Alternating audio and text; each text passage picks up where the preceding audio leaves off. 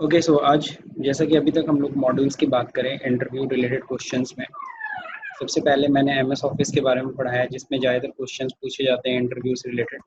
Just like MS Word से related क्या questions पूछे जाते हैं, Excel, PowerPoint, internet and email. Okay now अब हम लोग की बारी आती है मॉड्यूल 2 की, जिसमें बिजनेस अकाउंटिंग। जाहिर सी बात है हम सभी लोग जितने लोग पढ़ाई कर रहे हो, आप सभी लोग अकाउंटेंट के लिए तैयारी कर रहे हो, और एज एन अकाउंटेंट बहुत ज़रूरी हो जाता है कि आपको अकाउंटिंग की नॉलेज हो। ठीक है, अब बिजनेस अकाउंटिंग से रिलेटेड क्या क्या क्वेश्चंस पूछे जाते हैं ज़्यादातर इंटरव्यूज़ में। हमेशा बच्चे मेरे से पूछते सर मेरे को इंटरव्यू देने जाना है, सर कौन कौन से क्वेश्चंस मैं पढ़ के जाऊँ या क्या चीज़ मैं तैयारी करके जाऊँ। तो बहुत ईजी है, इतना कुछ खास नहीं है अकाउंटिंग, क्योंकि आप लोग अकाउंटेंट के लिए जा रहे हो तो अकाउंट्स तो डेफिनेटली आपसे पूछा जाएगा। तो थोड़ा सा अच्छे से तैयारी करनी पड़ेगी अकाउंट्स की। तो चलिए देखते हैं अकाउंट से रिलेटेड कौन कौन से क्वेश्चंस पूछे जाते हैं ज़्यादातर। तो इसको हम लोग चैप्टर वाइज जाके देखेंगे। जैसे कि सबसे पहले हम लोग का स्टार्ट हो रहा है क्या, बिजनेस अकाउंटिंग। अब इसमें सबसे पहले बिजनेस अकाउंटिंग में सबसे पहला चैप्टर जो आता है fundamental of accounts. Normally initial chapter से ज़्यादा क्वेश्चंस पूछा जाता है। जो एचआर होता है किसी भी कंपनीज के एचआर जो होते हैं ज़्यादातर फंडामेंटल्स, उन्हें नॉलेज मतलब उनके इतने क्वेश्चंस पता होते हैं तो जाकर के क्वेश्चन जरूर पूछते हैं। जिस लाइक सबसे पहला क्वेश्चन आता है व्हाट इज अकाउंटिंग। ये 3 क्वेश्चन होता है, what is accounting, what is account and what is accountancy. ये 3 क्वेश्चंस। जिस लाइक सबसे पहला उसने पूछ लिया व्हाट इज अकाउंट। अब आप क्या बताओगे व्हाट इज अकाउंट, अकाउंट का मतलब क्या होता है? Account is a measurement process, लेखे जोखे को करने के लिए। अकाउंट को तुम डिफाइन करो ना कि अकाउंट इज अ कोड और सेक्शन। मैंने ऐसे बताया था, अकाउंट बेसिकली वो जगह होती है जहाँ पे अकाउंटेंट इन्फॉर्मेशन को नोट करता है। जो ट्रांजेक्शन्स होते हैं ना, ट्रांजेक्शन्स को हम लोग क्या बोल रहे हैं, इन्फॉर्मेशन। तो इन्फॉर्मेशन को जहाँ यस, पे नोट किया जाता है, जिस प्लेस पे, जिस जगह पे, जिस एरिया पे, बेसिकली उस एरिया, उस प्लेस, उस जगह को क्या कहते हैं हम लोग, अकाउंट कहते हैं। तो इसको हम लोग थोड़ा टेक्निकली आंसर जब करेंगे तो क्या आंसर करेंगे, अकाउंट इज अ कोड। जैसे कि बैंक में अकाउंट नंबर आपको मिल जाता है, आजकल हर जगह अकाउंट नंबर आपको दिया जाता है ना। इवन आप एडमिशन भी लेते हो किसी स्कूल में तो आपको स्टूडेंट कोड या फिर कह लो रोल नंबर दे दिया जाता है। उसी रोल नंबर से आपको पहचाना जाता है और आपकी सारी डिटेल उसी रोल नंबर पे मेंटेन की जाती है। ठीक है ना, कि इस रोल नंबर की सारी फीस जमा हुई है कि नहीं जमा हुई। तो अकाउंट बेसिकली है क्या, अकाउंट को इसीलिए मैं कोड भी बोलता हूँ। Account is a code. और सेक्शन, सेक्शन मतलब वो जगह जहाँ पे अकाउंटेंट इंफॉर्मेशन या फिर कह लो आप ट्रांजेक्शन्स को क्या कर रहा है, रिकॉर्ड कर रहा है। और जब आप उससे इंफॉर्मेशन मांगते हो तो वहीं से वो इंफॉर्मेशन आपको प्रोवाइड भी करता है। ठीक है ना। तो मेरे ख्याल से ये डेफिनेशन मैंने नोट भी कराई थी, आप लोग जो पढ़ाया था कि अकाउंट इज अ कोड और section where accountant record and supply the information. क्यों गोरख, ध्यान है? यस सर, लेकिन नोट नहीं किए हम लोग ये। Good afternoon sir. Good afternoon, good afternoon. Okay, कोई नहीं, मैं आपको बता दूं अभी मैं कुछ वीडियोस मेरे चल रहे हैं, अभी आने वाले हैं, जिसमें मैं इन्हीं सारे टर्म्स को एक्सप्लेन कर रहा हूँ। ठीक है, तो आप लोग वो वाली क्लासेस कर लीजिएगा, उसके वीडियोस देख लीजिएगा। ठीक है ना, जहाँ पे मैंने अकाउंट, अकाउंटिंग, अकाउंटेंसी, सारे टर्म्स अभी मैं वो क्लासेस मेरी चल रही हैं। अभी रिकॉर्डिंग ऑलरेडी हो चुकी है बट उसका बस मैंने वीडियो अपलोड नहीं किया। तो जब वीडियो अपलोड करूँगा तो आप लोग उसे देख लीजिएगा। ठीक है, ओके बाकी सर। मैं यहाँ पे आपको बता तो रहा ही हूँ। अगर आपको कभी दिक्कत होती है तो यहाँ पे आप वीडियो में आके इसको भी देख सकते हैं, यहाँ भी मैं एक्सप्लेन ही कर रहा हूँ। नाउ अगला क्वेश्चन उठता है व्हाट इज अकाउंटिंग। जाहिर सी बात है, आप अकाउंटेंट के लिए जॉब के लिए आप अप्लाई कर रहे हो, और अकाउंटेंट जॉब के लिए अगर आप अप्लाई कर रहे हो आपको करना क्या है, Accounting is a process The art of classifying, to record, summarizing the data. चलिए बहुत अच्छा है। and interpreted In the a financial systematic transaction. way. हाँ, बहुत लंबा बता दी, चलो ठीक है, सही है। Accounting is what, sir D Goyal का है। अच्छा ठीक है। जैसे हम लोग बोलते हैं ना, accounting is an art of identifying, measuring, recording, classifying, summarising, analysing, interpreting and communicating of all the business transaction in a systematic manner या सिग्निफिकेंट मैनर। लेकिन इतना लंबा तुम आंसर दोगे ना, वो तुम्हारे क्वेश्चन में से और क्वेश्चन निकालेगा, कहेगा अच्छा एक चीज बताओ कम्युनिकेटिंग क्या होता है, अच्छा ये बताओ एनालाइजिंग क्या होता है, हालांकि तुम लोग को ये सब चीज़ें पता है ऑलरेडी, मैंने एक्सप्लेन कर रखा है, लेकिन फिर भी हम लोग चाहते हैं कि शॉर्ट आंसर करें। अगर शॉर्ट आंसर करना चाहते हो तो सिंपल से कह सकते हो accounting is an art to record a transaction in a significant manner. ठीक है, एग्जैक्टली अकाउंट क्या होता है? अकाउंट वो जगह है जहाँ पर हम लोग रिकॉर्डिंग करते हैं, और रिकॉर्डिंग करने का जो मैनर होता है, जो सिस्टम होता है, उसको हम लोग क्या कहते हैं? यानी रिकॉर्ड करने के प्रोसेस को ही हम लोग क्या कहते हैं? अकाउंटिंग कहते हैं। हाँ, लेकिन इसके आगे अकाउंटिंग इज एन आर्ट एक शब्द लगा देना।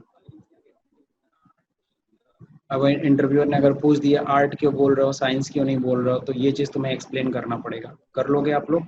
बता दिए सर। ल ओके। सबको अकाउंट पढ़ा रखा हूँ। सर ये तो सर ये पूछा हुआ क्वेश्चन है।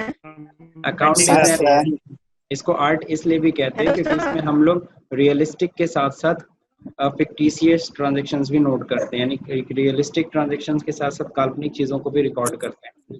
जैसे डेप्रिसिएशन हो गया, प्रोविजंस हो गए, रिजर्व्स हो गए, ये सब हम क्या करते हैं? मान के चलते हैं ना कि इतना लॉस होगा, बट जरूरी थोड़ी ना है कि लॉस हो ही, लेकिन मान के चलते हैं, एज्यूम करते हैं। तो जहाँ एजम्पशन आ गया उसी को हम काल्पनिक कहते हैं, इसीलिए कहा गया है कि accounting is an art.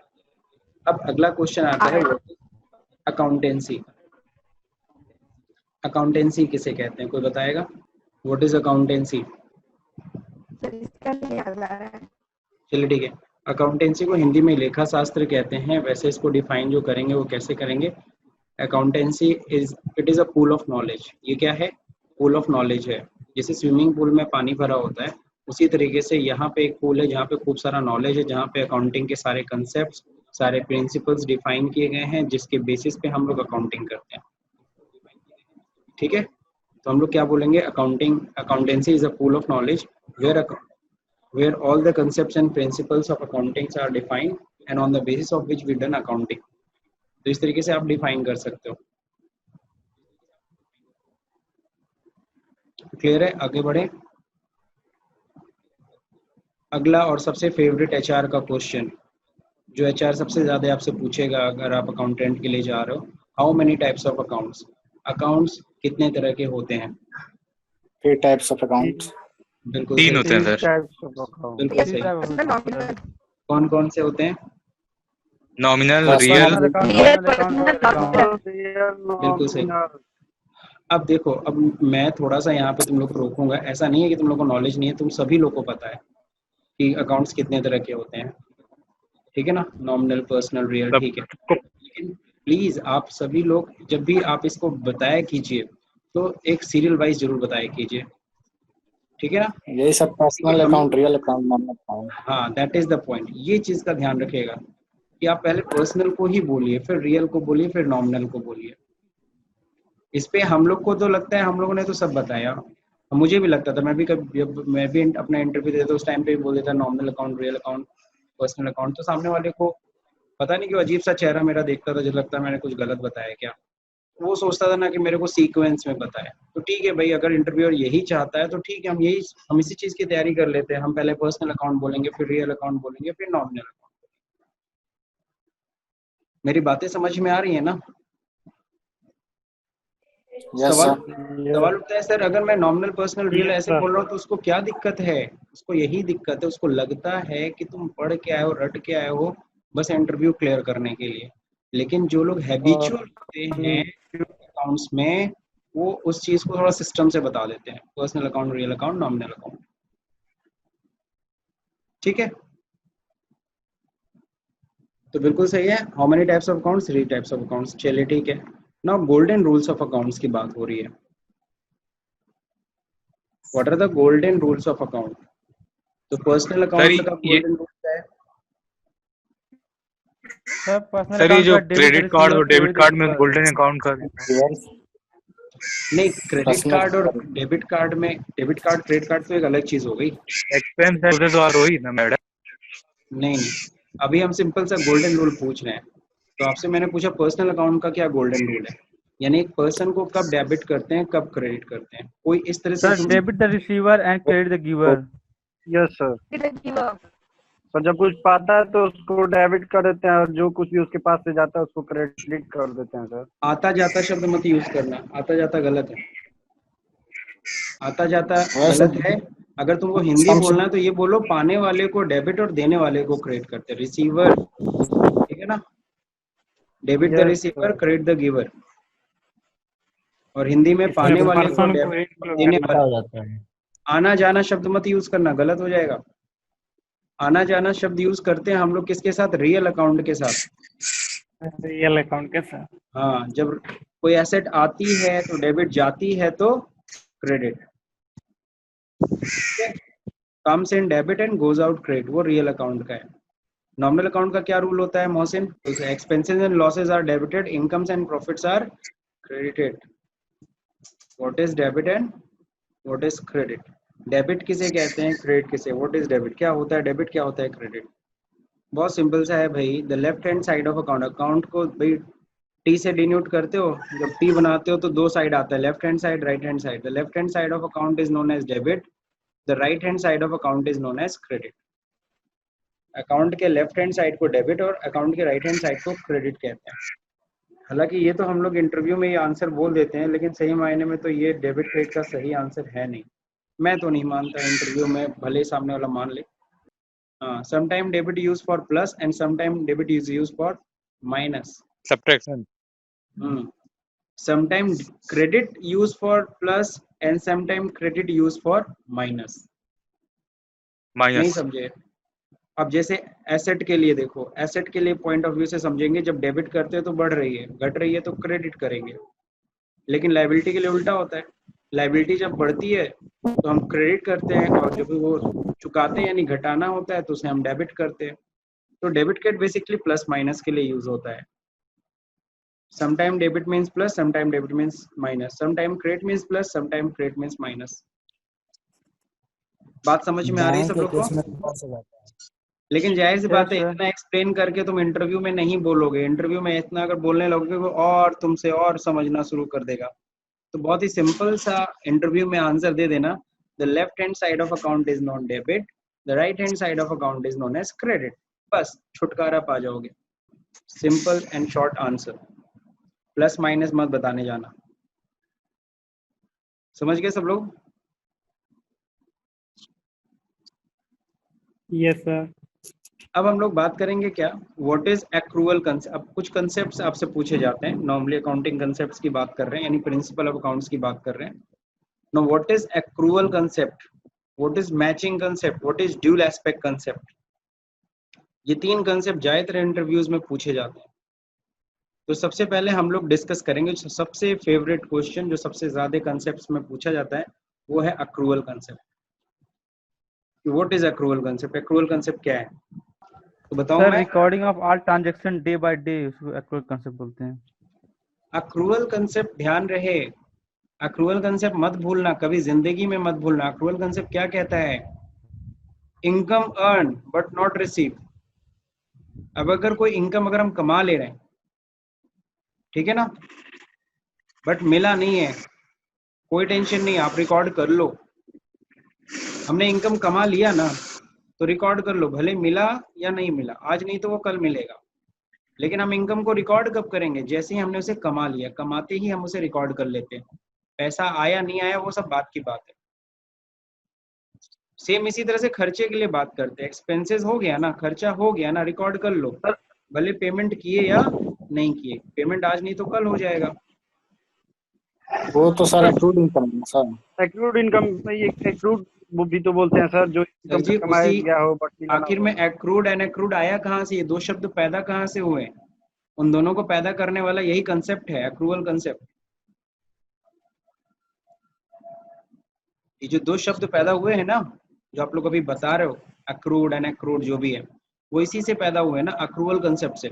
Accrual concept ने समझाया कि इनकम हो गई रिकॉर्ड कर लो, खर्चा हो गया रिकॉर्ड कर लो, अमाउंट आ रहा है जा रहा है, इससे मायने नहीं, इससे मतलब नहीं है, ये तो पैसा तो आज नहीं कल आएगा जाएगा।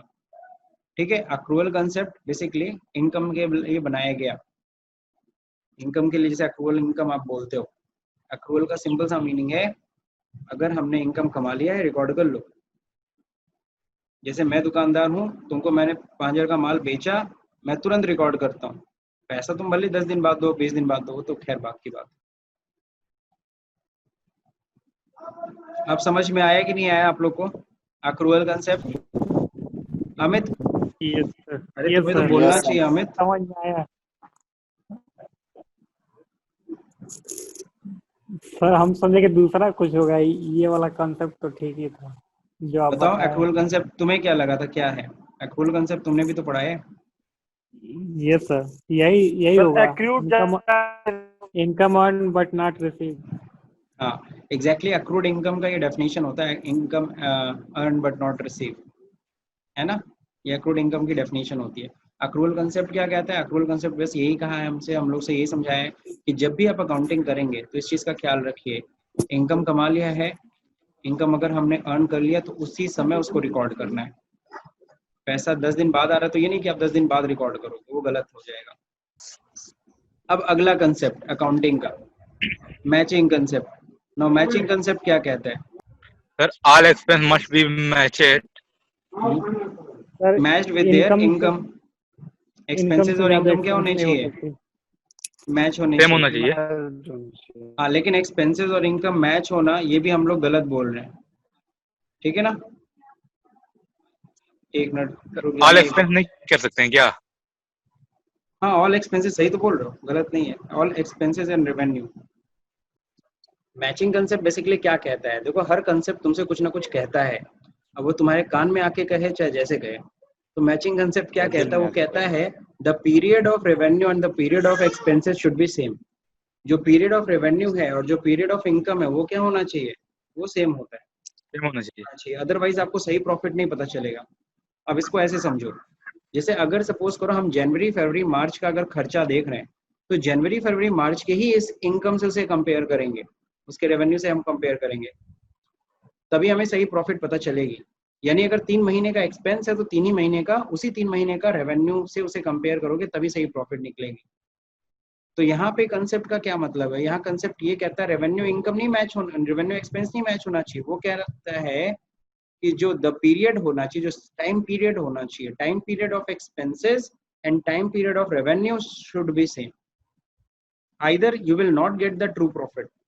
अगर हम सपोज करो हम जनवरी फरवरी मार्च का एक्सपेंसेस देख रहे हैं और अक्टूबर नवंबर दिसंबर के रेवेन्यू से कंपेयर कर रहे हैं, क्या तुम्हें सही प्रॉफिट पता चलेगी? हम देख तो 3 ही महीने कर रहे हैं, लेकिन टाइम पीरियड आपने चेंज कर दिया। एक्सपेंसेस आप देख रहे हो जनवरी फरवरी मार्च का, इनकम देख रहे हो आप लोग, रेवेन्यू आप देख रहे हो अक्टूबर नवंबर दिसंबर का, तो रॉन्ग है। आप 6 महीने के रेवेन्यू को साल भर के एक्सपेंस से कंपेयर कर रहे हो, तो क्या सही है? No sir. अब बात समझ में आ गई ना? द पीरियड ऑफ, तो ये चीज ध्यान रखिएगा जब भी आपको डिफाइन करना है what is matching concept, the period of revenue and the period of expenses should be same. और जब भी हम अकाउंटिंग करते हैं इस चीज का ख्याल रखते हैं। आप लोग ध्यान दिए होंगे, हम लोग जब साल भर का अकाउंटिंग करते थे, फाइनल अकाउंट बनाते थे, तो पूरे साल भर के खर्चे पूरे साल भर के रेवेन्यू से कंपेयर कर रहे होते थे, है कि नहीं है? अब हम लोग बात करेंगे लास्ट कंसेप्ट की, ड्यूल एस्पेक्ट कंसेप्ट। इसको कई लोग ड्यूलिटी कंसेप्ट भी कहते हैं। अब सवाल उठता है सर ये ड्यूलिटी कंसेप्ट है क्या, ड्यूल एस्पेक्ट कंसेप्ट है क्या? कोई बताएगा? सर जो दो सेपरेट अकाउंट होता है ट्रांसफर किया जाता है वही होता है ना? बिल्कुल सही भाई। जब भी कोई ट्रांजेक्शन कोई एक सिंगल इंसान तो कर नहीं सकता, उसके लिए कम से कम कितने लोग चाहिए? 2 लोग। अब जब 2 लोग ट्रांजेक्शन करते हैं तो 2 इफेक्ट्स आते हैं, एक इफेक्ट को हम डेबिट करते हैं, एक इफेक्ट को हम क्रेडिट करते हैं। इट डज नॉट मीन कि हम ट्रांजेक्शन को 2 बार रिकॉर्ड कर रहे हैं, इट डज नॉट मीन कि ट्रांजेक्शन को हम लोग क्या कर रहे हैं? 2 बार रिकॉर्ड कर रहे हैं। इसका मतलब ये है कि हम ट्रांजेक्शन के दोनों इफेक्ट्स को नोट कर रहे हैं। जैसे अगर मैं ये मोबाइल खरीद रहा हूँ, अगर ये मैं सेलफोन खरीद रहा हूँ, तो जाहिर सी बात है 2 इफेक्ट होंगे, सेलफोन मेरे हाथ में आएगा और कैश मेरे हाथ से जाएगा, तो एक चीज डेबिट होगी, एक चीज क्रेडिट होगी। तो ये कौन कहता है करने के लिए? Dual aspect concept. तो ये अकाउंटिंग के कंसेप्ट्स हैं। कंसेप्ट्स तो और भी बहुत सारे हैं, लेकिन जाहिर सी बात है ये मैं उन कंसेप्ट्स की बात कर रहा हूँ जिन कंसेप्ट्स ज़्यादातर इंटरव्यूज में पूछे जाते हैं। तो एक्रूअल कंसेप्ट ज़्यादातर पूछा जाता है, मैचिंग कंसेप्ट ज़्यादातर पूछा जाता है, ड्यूल एस्पेक्ट कंसेप्ट ज़्यादातर पूछा जाता है। तो इन पे खासकर नजर आपकी होनी चाहिए और खासकर ये आपको तैयार रहना चाहिए आपके पास। हाँ बोलिए। सर ऐसे नहीं बोल सकते हैं, debit and credit is known as dual aspect. नहीं भाई, डेबिट और credit is known as dual aspect concept, ऐसे नहीं बोल सकते हैं सर। नहीं, ये ऐसा बोलना थोड़ा गलत हो जाएगा। लेकिन आपको ये बताना पड़ेगा कि हर ट्रांजैक्शन के दो इफेक्ट्स होते हैं। कोई भी ट्रांजैक्शन होता है तो उसके दो इफेक्ट्स आने हैं, एक को हम डेबिट करेंगे, एक को हम क्रेडिट करेंगे। यानी हम अकाउंटिंग में दोनों इफेक्ट्स को नोट करते हैं। इसको हिंदी में ड्यूल एस्पेक्ट को कहते हैं दोहरा चरित्र। किसी भी ट्रांजैक्शन के क्या होते हैं, दो चरित्र होते हैं। तो उन दोनों इफेक्ट्स यानी दोनों इफेक्ट्स को हमें क्या करना है, नोट करना है। बस इतना ही कहता है कंसेप्ट, और कुछ भी नहीं कहता है। ठीक, completed Piyush? Yes sir. Now अब सॉल्व उठता है sir, what is accounting equation. Equation मतलब समीकरण, और इक्वेशन किसी ने पढ़ा है कि नहीं पढ़ा है? अकाउंटिंग इक्वेशन ये ड्यूल एस्पेक्ट कंसेप्ट पे ही बना है। यस सर, जब मान लीजिए हमारी प्रॉफिट हो और लायबिलिटी प्लस इक्विटी। बिल्कुल सही। assets is equal to liabilities plus sir वो तो capital। अकाउंटिंग इक्वेशन का फार्मूला हो जाएगा ना? हाँ, ये फॉर्मूला है, एसेट इक्वल टू फार्मूला है liability plus capital। Plus share holder equality होगा ना सर? शेयर होल्डर फंड कह लो या कैपिटल कह लो, कोई इशू नहीं। हाँ, दोनों हम लोग सिंपल से हम लोग कहते फाइनल अकाउंट वाले लैंग्वेज में पढ़ रहे हैं। Asset equal to liability plus capital या कैपिटल प्लस लायबिलिटी, बात एक ही है। हाँ तो ये हमेशा आपको पता है, बैलेंस शीट हमेशा बराबर होता है लायबिलिटी एसेट, और लायबिलिटी साइड में हम कैपिटल भी दिखाते हैं। तो liability plus capital equal to asset. Sir ये अकाउंटिंग का यूज, जो अकाउंटिंग इक्वेशन है, इसका यूज क्या होता है? ये मतलब यही हमको समझा रहा है, जो ड्यूल एस्पेक्ट कंसेप्ट है वो यही हमें समझा रहा है कि दो साइड, दो इफेक्ट्स होंगे और दोनों इफेक्ट बराबर होंगे। अगर मैं ये 10,000 रुपए का अगर मैं मोबाइल खरीद रहा हूँ, तो मोबाइल 10,000 का मोबाइल मेरे पास आया है और 10,000 ही कैश मेरे पास से गया। दोनों तरफ क्या है, बराबर बराबर, इक्वल। जैसे एक छोटा सा एग्जांपल, मैंने अपने बिजनेस में 1 लाख रुपए कैपिटल लगाया, तो 1 लाख रुपए कैपिटल भी बढ़ रही है, बिजनेस में 1 लाख की कैपिटल क्रिएट हुई। दूसरी तरफ 1 लाख रुपए कैश भी आया, और कैश क्या होती है, एसेट। एसेट और कैपिटल दोनों क्या हो जाएगा, दोनों का टोटल, दोनों साइड का टोटल क्या हो जाएगा, बराबर। यही बताता है कि ट्रांजैक्शन जब होता है तो दोनों तरफ इक्वल इफेक्ट्स पड़ते हैं। आपने देखा होगा एंट्रीज जब भी हम लोग करते हैं, डेबिट और क्रेडिट दोनों का टोटल हमेशा क्या होता है, दोनों तरफ अमाउंट क्या होता है, बराबर होता है। ध्यान दिया है कि नहीं दिया है? तो वो क्यों होता है, because of accounting equation, because of dual aspect concept. कोई आपसे पूछता है कि अकाउंटिंग इक्वेशन किस कंसेप्ट के ऊपर बेस्ड है, तो अकाउंटिंग इक्वेशन किस कंसेप्ट के ऊपर बेस्ड है, ड्यूल एस्पेक्ट कंसेप्ट के ऊपर बेस्ड है। आवाज धीरे कर लेता। तो ये है आपका फंडामेंटल ऑफ अकाउंट्स। तो ये तो हम लोगों ने फंडामेंटल ऑफ अकाउंट्स हम लोग ने कवर कर लिया। नहीं सर, हो गया ना? चलिए ठीक है, अब आगे बढ़ते हैं हम लोग इस पे। हाँ, अकाउंटिंग टर्म्स पे आ जाए। अब अकाउंटिंग टर्म्स में देखिए, अकाउंटिंग टर्म्स सब लोग समझते हैं, अकाउंटिंग करते समय बहुत सारे ऐसे शब्दों का प्रयोग करते हैं, उन शब्द का मायने भी आपको पता होना चाहिए। इंटरव्यूअर खासकर ये जानना चाहता है आपको इन सब चीज़ों का मालूम, इन सब चीज़ों के बारे में पता है भी कि नहीं है, क्योंकि अगर इन्हीं सब चीज़ों के बारे में नहीं पता है तो क्या अकाउंटिंग क्या करो। ये भी सब बेसिक्स में ही आते हैं। सबसे पहला क्वेश्चन होता है what is assets and there types. What is assets, assets होता क्या है और उसके टाइप्स, ठीक है। तो ये सबसे पहला क्वेश्चन होता है।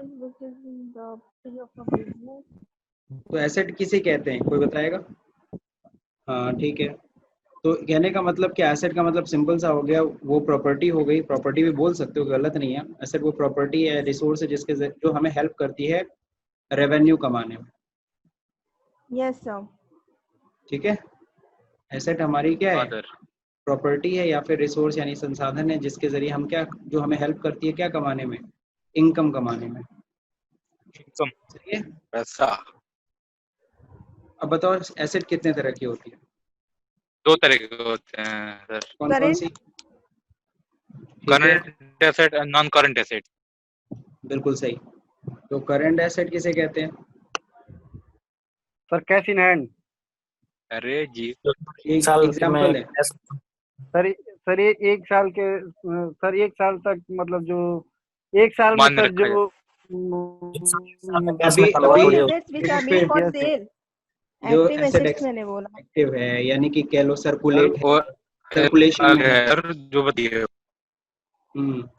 जो वो कह रहा है कि सर्कुलेशन में जो एसेट है उसको कह रहे हैं एक्टिव एसेट्स। तो चलो देखो, करंट एसेट का मतलब सिंपल सा है यार। देखो सिंपल, अभी इसके पहले जस्ट मैंने तुमको भी बताया कि एसेट्स मतलब जो तुम्हें हेल्प करे इनकम कमाने में। तो जो पीयूष बोल रहा था उसी में बस थोड़ा सा शब्दों को पिरो दो कि अगर वो एसेट अगर हमें क्या करती है, अगर हमें हेल्प करती है विद इन अ ईयर कमाने में, तो हमारी करंट एसेट है। ठीक है, तो हम लोग बात कर रहे थे कि अगर कोई भी एसेट अगर हमें हेल्प करता है रेवेन्यू कमाने के लिए साल भर तक, यानी उससे हम साल भर के अंदर हम इनकम कमा लें, तो उसको हम लोग करंट एसेट कहेंगे। और अगर कोई ऐसी एसेट होती है जिससे हम लोग कई साल तक जो हमें हेल्प करती है कई साल तक हमें रेवेन्यू कमाने में, उसे हम फिक्स्ड एसेट कहते हैं। कितना सिंपल आंसर है, काहे को इतना हम लोग डीप में जाए। तुमको एसेट के बारे में पता होना चाहिए कि सर एसेट के करंट एसेट का एग्जांपल दीजिएगा सर। करंट एसेट का सब एग्जांपल दे देंगे। मोहसिन बताओ भैया करंट एसेट का एग्जांपल पीयूष को, जल्दी बताओ। एक तो कैश होता है सर, हाँ और सर एक हम किसी को सेल किए होते हैं उस मतलब उसमें वो क्रेडिट ड्यू डेज लगाए होते हैं। अरे इतना काहे लंबा सोच रहे हो, जो मेरा कैश पूछ पड़ा रहे हो। हुआ है, जो तुम्हारे बैंक में पैसा जो तुम्हारा पड़ा है, बैंक में जो यस पैसा है वो भी तुम्हारी करंट एसेट है। जो तुम्हारा स्टॉक दुकान में जो इतना सारा स्टॉक पड़ा हुआ है वो भी करंट एसेट वो भी है। तुम्हारी करंट वो एसेट है। है ना, जो मार्केट टेबल सिक्योरिटी दिए रहते हैं वो भी आ जाएगा। बिल्कुल। जो नहीं। तुम्हारे डेटर्स हैं, जो तुम्हारे यस उधार जो सर। तुम्हारे लेके गए हैं सामान, यानी जो तुम्हारे डेटर्स हैं, डेटर्स भी तुम्हारे क्या होते हैं, करंट एसेट्स होते हैं। बिल रिसीवेबल्स, ऐसे बिल्स जिन पे पैसा मिलने वाला है, वो भी करंट एसेट्स होते हैं। ठीक है, सर अब बहुत सारे समझ में करंट आ गया सर। आ गया ना। चलो, यस अब सर। ऐसी एसेट जिससे हम सालों साल क्वेश्चन प्रॉफिट हमसे कमाएंगे, पूछा गया था। पूछा गया था ना इंटरव्यू में। यस नो सर, वाइवा में क्लास 11th के, तो मैंने पहले ही बोल दिया था डेटर्स। अच्छा, सर डेटर। वो लोग बोले आंसर दे रही हो कि डरा रही हो। अच्छा, डेटर मतलब दो पैसा और तुम। हाँ सर चलिए। सबसे लास्ट आते थे। अच्छा, अब बताओ फिक्स्ड एसेट्स किसे कहते हैं, वो तो क्लियर हो गया। अब फिक्स्ड एसेट के एग्जांपल बताओ चलो। सर वो बैंक में डिपॉजिट कर देते हैं जस्ट पैसा सर, उसको fix asset machinery, land and building. Machinery bank हो में गया। पैसा डिपॉजिट कर देते हैं दादा, और कुछ नहीं मिला था, वो तो इन्वेस्टमेंट उसे कहते हैं। ठीक है, इन्वेस्टमेंट जो होता है वो दो तरह का होता है, वो करंट एसेट भी हो सकता है, फिक्स्ड एसेट्स भी हो सकता है। अगर शॉर्ट टर्म इन्वेस्टमेंट है तो current asset, long term investment है तो फिक्स्ड एसेट में आएगा। बिल्डिंग हो गया सर, फिक्स्ड लैंड हो एसेट गया। जब आपको पूछा जाए तो हाँ ये वाला आंसर दिया करो, लैंड एंड बिल्डिंग, जो अभी बोला अनूप ने। और बताओ। Sir plant computer, and furniture, machinery, land, machinery, vehicle, गाड़ी मोटर सब। व्हीकल। एकदम सही, ये सब है आपके फिक्स्ड एसेट्स। बहुत सही। सर ये सॉफ्टवेयर भी तो आता है मोबाइल कंप्यूटर का, मोबाइल का। जो सॉफ्टवेयर्स हैं, बिल्कुल सॉफ्टवेयर जो पैकेजेस होते, सॉफ्टवेयर अगर आपने ले रखा है, सॉफ्टवेयर मतलब जो कंपनी खरीदते हैं बनाती है, सर। हाँ उसको पेटेंट होता है ना उन लोग का, उन लोग ने बना रखा होता है। माइक्रोसॉफ्ट जो है, माइक्रोसॉफ्ट कंपनी का जो विंडोज है वो उनके लिए क्या है, फिक्स्ड एसेट है। वो सालों साल उससे प्रॉफिट कमा रहे हैं। बिल्कुल सही है, लेकिन वो इनटेंजिबल फिक्स्ड एसेट हम लोग इसको बोलते हैं। हाँ एकदम फिक्स नहीं बोल सकते हैं। Now what is liability and there types. Liability किसे कहते हैं भाई? सर ये पीयूष बताएगा। पीयूष बताइए भाई, पीयूष। सर जब हम किसी से उधारी माल खरीद लेते हैं तो सर वो मेरी लायबिलिटी हो जाती है सर, उसको पे पैसा देने की। ठीक है, सिंपल सा लायबिलिटी का मतलब विच वी ओ, वाह। जो हम लोग ने दूसरे से उधार लिया, and which we have to pay, जिसको हमें क्या करना पड़ेगा, चुकाना पड़ेगा, उसी को हम लोग क्या कहते हैं, पे लायबिलिटी। करना पड़ेगा। बिल्कुल। लायबिलिटी कितने तरह के होते हैं? लायबिलिटी दो तरह की, सर करंट ये लायबिलिटी और long non term, current short term. Liability. Sir वो बिल्कुल दो सही तरह है। की होती हैं सर। लॉन्ग टर्म, बिल्कुल शॉर्ट सही, टर्म। सही है। लॉन्ग टर्म और शॉर्ट टर्म। शॉर्ट टर्म को करंट लायबिलिटी भी बोला जाता है। ठीक है, और करंट लायबिलिटी ऐसी लायबिलिटी जो हमें साल भर के अंदर चुका देनी है, और ऐसी लायबिलिटी जो कई साल तक हम चुकाते रहते हैं उसे हम क्या कहते हैं, लॉन्ग टर्म लायबिलिटी। सर तो शॉर्ट चलिए, टर्म लोन हो जाए। अब पहले तो करंट बैंक लायबिलिटी के ओडी। 3 एग्जांपल बताइए। सर क्या? Bank overdraft. Sir credit, sir bank creditors, OD and short term loans. बिल्कुल सही। बैंक ओवरड्राफ्ट हो इलेक्ट्रिसिटी गया, बिल। क्रेडिटर्स हो गए, फिर तुमने इलेक्ट्रिसिटी शॉर्ट बोला bill. Term loan. Electricity bill नहीं बोलो, इलेक्ट्रिसिटी बिल सर तो वो एक्सपेंस हो जाएगा। आउटस्टैंडिंग शब्द यूज करो, outstanding yes expense. Outstanding electricity bill sir. Outstanding expenses yes हो सर। गया, बिल्स पेबल हो गया, शॉर्ट टर्म लोन्स हो गए, ये सब हमारी करंट लायबिलिटीज में आती है ना। लॉन्ग टर्म लायबिलिटीज में बताओ क्या क्या आएगा। Sir debentures, long term loans. Debentures हो गए, लॉन्ग टर्म लोन्स हो गए, बॉन्ड हो गया, है ना। इवन कैपिटल भी लॉन्ग टर्म लायबिलिटी में, capital is also cover under long term liability. Long term liability. अच्छा, ऊपर हम लोग ने एसेट्स में डिस्कस किया यार, चलो खैर नीचे तो आने वाला, छोड़ो। What is capital and drawing, तो ये सबको पता है। Amount invested bye proprietor in business. Is called capital. बहुत अच्छा, बहुत सुंदर, बहुत सुंदर आंसर। बिजनेसमैन जो अपने बिजनेस में पैसा लगाता है उसी को कैपिटल कहते हैं। और अगर बिजनेसमैन अपने ही बिजनेस से कुछ पैसा निकालता है या कुछ भी एसेट निकालता है अपने पर्सनल यूज के लिए, तो उसे हम ड्राइंग को ड्राइंग करते हैं। वाह, सही है। सही है Yes, सर, sir. सही है, Yes, sir. बहुत अच्छा। What is the difference between direct expense and indirect expense, बताइए आप लोग। डायरेक्ट एक्सपेंस किसे कहते हैं, इनडायरेक्ट एक्सपेंस किसे कहते हैं। I am sir waiting. Product के मैन्युफैक्चरिंग में जो खर्चा आता है उसको डायरेक्ट एक्सपेंस बोलते हैं, और Yes, बाकी sir. जो हमारा खर्चे होते हैं उसको इनडायरेक्ट एक्सपेंस बोलते हैं। डायरेक्ट एक्सपेंस में सर हमारे कास्ट को इंक्रीज कर देता है, इनडायरेक्ट एक्सपेंस में रेवेन्यू को कम, नेट प्रॉफिट को कम करता है। बिल्कुल सही। तो डायरेक्ट एक्सपेंस मैंने सिंपल सा मैन्युफैक्चर डीलर के पॉइंट्स ऑफ व्यू से बता दिया था आप लोगों को। रॉ मटेरियल खरीदने से लेकर बनाने तक में जितना हुआ खर्चा है वो सब डायरेक्ट एक्सपेंस हो गया। और फिर जो उसको बेचने से रिलेटेड जितने खर्चे होते हैं, प्रोडक्ट को बेचने में जो खर्चे हो रहे हैं वो सारे के सारे क्या हो गए, इनडायरेक्ट एक्सपेंसेस हैं। एकदम सही है। अच्छा सर, मान लीजिए कोई, हाँ बोलो मोहसिन, हाँ सॉरी पीयूष बोलो। सर ये बोले थे, मान लीजिए सर किसी का मैन्युफैक्चरिंग बिजनेस नहीं है सर, वो परचेज करता है और सेल करता है। तो परचेज से रिलेटेड जो खर्चा है वो डायरेक्ट है, सेल से रिलेटेड जो खर्चा है Yes, इनडायरेक्ट है। यस सर, ठीक है। Yes sir. अब है what is the difference between direct income and indirect income. Direct income और इनडायरेक्ट इनकम में क्या फर्क होता है। Sir direct income which is earned directly way to business activity। यानी कि तुम उसको कह दो मेन बिजनेस एक्टिविटी, तुम उसको क्या बोल दो, मेन बिजनेस एक्टिविटी। और सर इनडायरेक्ट में हुआ on which earned by non business activity। बिल्कुल सही, नॉन बिजनेस एक्टिविटी या कह दो other than business activity.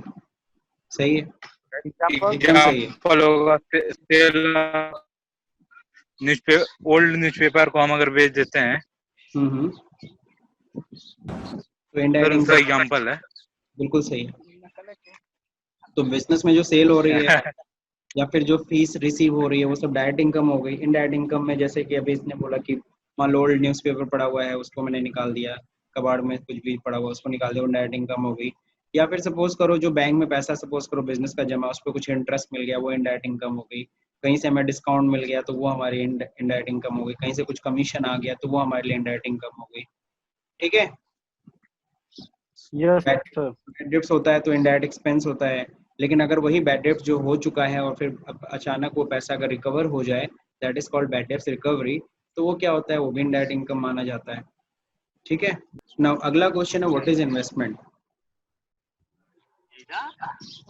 Sir investment वो होता है सर जिसका फ्यूचर में हमें बेनिफिट मिलता है सर, इसलिए हम इन्वेस्ट सर वो भी होगा ना करते हैं। बोलो। सर द पुट, जैसे हम putting money work to start expand business, और प्रोजेक्ट पे भी पैसा लगा सकते हैं। एंड परचेस आप एसेट भी खरीद सकते हैं। बिल्कुल सही। लेकिन जैसे हम लोग जब इन्वेस्टमेंट की बात करते हैं जैसे गोल अर्निंग इनकम हो जाएगा कैपिटल। भाई इन्वेस्टमेंट, भाई जो बिजनेसमैन है वो कैपिटल लगा के इन्वेस्टमेंट कर रहा है। डायरेक्ट बोला जाए सर, बोलो बोलो। Invest in Orient sir future returning के लिए जो होता है। बिल्कुल। ये नहीं होगा किसके लिए बोलो, एक बार फिर से बोल दो सर। ये ओरिएंट टुवर्ड फ्यूचर रिटर्न। हाँ, टू अर्न फ्यूचर रिटर्न्स है ना, भविष्य में कुछ लाभ हमें मिले उसे, उसके लिए जो हम लोग पैसा लगाते हैं उसे को हम लोग क्या कहते हैं, इन्वेस्टमेंट कहते हैं। सही है, कोई इशू नहीं है। तो इन्वेस्टमेंट का मतलब क्या हुआ, सिंपल सा, हम लोग कहीं भी अपनी सेविंग्स, एग्जैक्टली हम लोग इन्वेस्टमेंट करते हैं क्या, जो हमारी सेविंग्स होती हैं, जो हमारे पास जो पैसा पड़ा होता है उसको हम किसी ऐसी जगह पे लगाते हैं ताकि उसके अंदर भी कुछ ग्रोथ हो। वो मनी बढ़े, ठीक है ना। अब इसके लिए हम बहुत सारे रास्ते होते हैं, हम चाहे तो शेयर्स में पैसा लगा सकते हैं, बैंक में एफडी कर सकते हैं, पोस्ट ऑफिस में जमा कर सकते हैं, ठीक है ना। बहुत डिफरेंट डिफरेंट वेज हैं इन्वेस्टमेंट करने के, ठीक है। तो अपने सेविंग्स को इंक्रीज करने के लिए, बढ़ाने के लिए, अगर हम कहीं भी पैसे को क्या करें, लगा दें, ठीक है, तो उसे हम लोग क्या कहते हैं, इन्वेस्टमेंट कहते हैं। Some investment have risk, some investment have, मतलब कुछ इन्वेस्टमेंट होते हैं जो रिस्की होते हैं, बहुत से इन्वेस्टमेंट होते हैं जो रिस्की नहीं है, लेकिन हाँ उस पर इनकम थोड़ी कम होती है। सबको पता है, सबने पढ़ा होगा, high risk high returns, low risk low returns. पढ़ा है कि नहीं पढ़ा है? अच्छा चलो, ये बात हुई है तो इन्वेस्टमेंट की, तो यहाँ पे एक और चीज़ मैं बता दूँ, जैसे गोल्डन रूल अकाउंट्स का नहीं पढ़े थे तुम लोग? Yes sir. Yes sir. Receiver debit, giver credit, comes in debit goes out credit, expense and losses debited, income and profits credit. वैसे ही इन्वेस्टमेंट के भी 3 गोल्डन रूल्स हैं। अगर इन्वेस्टमेंट करोगे और चाहते हो लॉस ना हो तो इसके भी 3 हैं गोल्डन रूल। पता है कौन कौन से? मैंने शायद पढ़ाया होगा कभी, किसी को ध्यान है? सबसे पहला नहीं है, सर। पहला गोल्डन रूल है इन्वेस्टमेंट का, इन्वेस्ट अर्ली। अब ये नहीं कि बूढ़े हो जाओ तब फिर इन्वेस्टमेंट करो, अब ये नहीं कि 60 साल के बाद तुम इन्वेस्टमेंट करना शुरू करो। जायज़ बात है, वो समय इन्वेस्टमेंट करने का कोई मतलब नहीं रहता, क्योंकि उसको समय ही नहीं मिलेगा। आपके इन्वेस्टमेंट को ग्रो करने का समय कहाँ ज़्यादा मिला। तो जितने जल्दी कमाओ उतने जल्दी इन्वेस्टमेंट शुरू कर दो। दूसरा नंबर क्या होता है पता है? Invest long term, not for short term. Investment हमेशा क्या करना चाहिए, लॉन्ग टर्म करना चाहिए, शॉर्ट टर्म नहीं, क्योंकि शॉर्ट टर्म में लॉस होने के चांसेस बढ़ जाते हैं, ठीक है। और तीसरा सबसे बड़ा गोल्डन रूल, इन्वेस्ट रेगुलरली, ठीक है। ये नहीं कि एक बार पैसा लगा दिए फिर सो गए, नहीं, हर महीने जो इनकम कमा रहे हो उसमें से कुछ पैसा क्या करना चाहिए, कहीं ना कहीं इन्वेस्ट करना चाहिए। तो ये 3 गोल्डन रूल होते हैं, invest early, invest regularly, invest long term, not for short term. This is the, अगर ये इस गोल्डन रूल पे अगर कोई बंदा इन्वेस्टमेंट करता है तो उसको लॉस होने के चांसेस बहुत कम होते हैं, ठीक है। ये तो मैंने ऐसे पढ़ा दिया है, इसका तो कोई मतलब भी नहीं हम लोग के इंटरव्यू क्वेश्चन से। नाउ अगला question, what is intangible assets? Intangible assets किसे कहते हैं? So those assets which we cannot see and touch. बिल्कुल से ऐसे ऐसे जिसको हम देख नहीं सकते, छू नहीं सकते, या फिर इसको हम मैंने एक और तरीका बता, एक और तरीके से इसको आंसर कर सकते हो, which have no Which are physical not visible. हाँ, which have no physical existence, जिसकी फिजिकल एग्जिस्टेंस नहीं है ना, बट है। ऐसी एसेट्स जिसकी कोई फिजिकल एग्जिस्टेंस ना हो उसे हम लोग इनटेंजिबल एसेट्स कहते हैं। एग्जांपल सब लोगों को पता है, जल्दी जल्दी बोलते जाओ। Sir, copyright, patent, Goodwill, जो patent. बोलने गलत नहीं क्या? क्या चीज? ट्रेडमार्क। गुडविल। गुडविल सही है, पेटेंट सही है, कॉपीराइट सही है, लाइसेंस सही है, लीज ट्रेडमार्क सही है, सर। ट्रेडमार्क भी सही है, बिल्कुल। ये सब इंटेंजिबल एसेट्स है। Now what is voucher? Vouchers किसे कहते हैं? Voucher is a document which give authorizations to pay. ठीक है, बिल्कुल सही है। वाह। Evidence of any transaction you can say, है ना, प्रूफ। Yes sir, आप बताए थे हम लोगों को किसी भी क्लास में। ट्रांजैक्शन का जो एविडेंस होता है या किसी भी ट्रांजैक्शन का जो प्रूफ होता है उसी को हम वाउचर्स कहते हैं, ठीक है। तो जाहिर सी बात है, अकाउंटिंग, चूंकि हम लोग एज एन अकाउंटेंट हम लोग काम करने वाले हैं, और अकाउंटेंट की तरह जब हम लोग का अकाउंट्स का इंटरव्यू देते हैं तो उसमें बहुत ज़्यादा संभावना होती है कि अकाउंट से ज़्यादा क्वेश्चन पूछे जाएंगे, जिसमें फंडामेंटल और बिजनेस अकाउंटिंग टर्म्स तो बहुत ज़रूरी है कि अच्छे से ये पढ़े हो। ये सारे टर्म्स हमें पता होने चाहिए, फंडामेंटल जो क्वेश्चंस होते हैं हमें पता होने चाहिए। अब चूंकि हम लोग को पता है, जब भी किसी भी कंपनी में जब इंटरव्यूज होते हैं तो 1 राउंड नहीं, 2 राउंड होता है, 3 राउंड होता है, 4 राउंड, कई राउंड्स में इंटरव्यूज होते हैं। तो फर्स्ट राउंड में एचआर यही हल्के फुल्के बेसिक से रिलेटेड क्वेश्चन ही पूछता है, लेकिन जब सपोज करो आपका सेकेंड राउंड इंटरव्यू होता है, देन अब फिर वो डिटेल्स में जाएंगे, तब वो अंदर जाएंगे, तब वो और डिटेल्स में क्वेश्चंस तुमसे पूछेंगे। ओके, तो हम लोग बात करते हैं किसकी, general entries, cash book, BRS, stock valuation, final account, rectification of error, depreciation and advance general entry से भी रिलेटेड क्वेश्चंस पूछे जाते हैं। तो ये बाकी के क्वेश्चंस हम लोग कल स्टडी करेंगे। आज का जो क्वेश्चन पढ़ा है उसके स्क्रीनशॉट ले लो सब लोग। ये है, इतना क्वेश्चन है, इसके स्क्रीनशॉट ले लो। ओके, मेरे ख्याल से सबने ले लिया स्क्रीनशॉट। अब आगे बढ़ते हैं। आज की क्लास यहीं पे हम लोग ओवर कर रहे हैं, बाकी चीज़ें हम लोग कल पढ़ेंगे।